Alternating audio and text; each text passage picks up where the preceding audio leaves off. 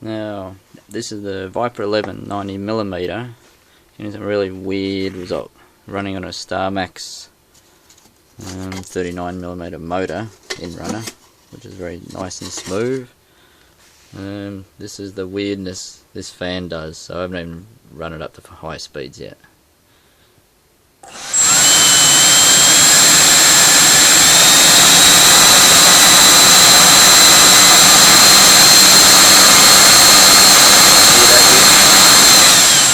You hear that weird fluttery noise? It sounds like it's coming off the tips or something.